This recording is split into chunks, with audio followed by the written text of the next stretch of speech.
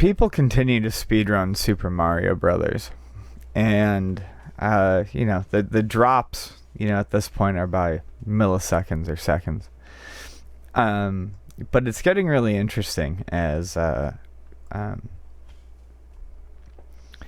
time goes on. And there was an article on 538 that was quite interesting about how people are making Super Mario go faster than ever. And it kind of focuses on two characters. Brad Myers, who's a speedrunner and has recorded nearly 22,000 recorded attempts at speedruns. Jesus. And Chris Milling, who's not a speedrunner, but he hunts for glitches in video games, and then finds these glitches that can, maybe boost someone's speedrun by, a few milliseconds or whatever, or a few frames, and then, kind of gets those out to the speedrunning community for people to try to exploit. So, the things they talk about is, the reason why this comes up is a new glitch has been found that allows you to kind of hit the flag on the first level through the block that the flagpole stands on, which allows you to bypass the flagpole animation, which the flagpole dropping, which definitely shaves time off your speedrun.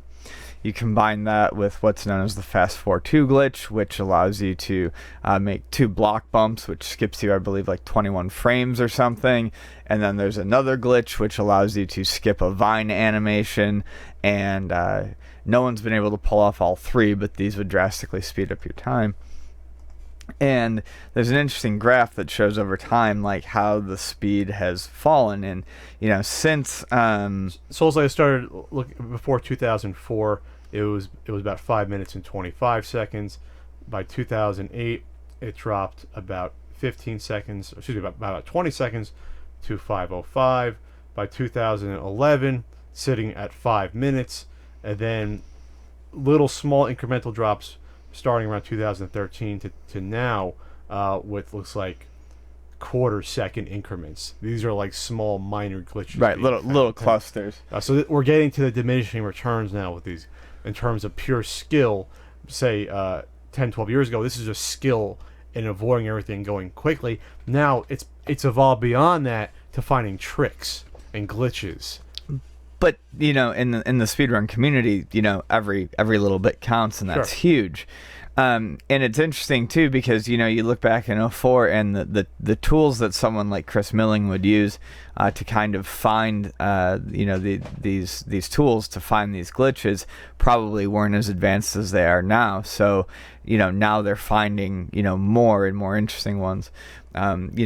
Back when there was the 8-4 wall jump was discovered, and I mentioned that once, and I remember people being like, there's no wall jump in Super Mario 1. I'm like, yeah, there is. You mean the backwards one up the pipe? Glitch. It's like you have to hit like a block at like a specific pixel, and it allows you to do a jump of some sort. I don't remember it specifically. I think it's that backwards one on the pipe. I believe you hit it backwards and you jump up. Okay. I think. But so it's interesting, because you always think you're going to hit that absolute maximum, and in I suppose if you think about it in that flawed, if you put 1 million monkeys in an infinite amount of monkeys on typewriters, you'll get Shakespeare or something like that. If you did this forever, you could probably find a perfect run. But when you think about a game like Mario Brothers, there's so many variables, and there's so many things that are going on, and it was such an early game with the code involved, that who knows how many more glitches there are out there to discover. And while the data shows on this graph that yes, for many years the drops have definitely slowed to minor drops, and we may never get much further below 4 minutes and 50 seconds. All it takes is a huge glitch to be discovered, like back in 04, that drops it 10 seconds to blow it all wide open again. So it's interesting. I'm a person who finds comfort in doing certain things repetitiously, and there are people out there who must as well. Just trying to constantly better that one thing. I think speedrunning would drive me nuts, though, to get halfway through something and to have to hit reset.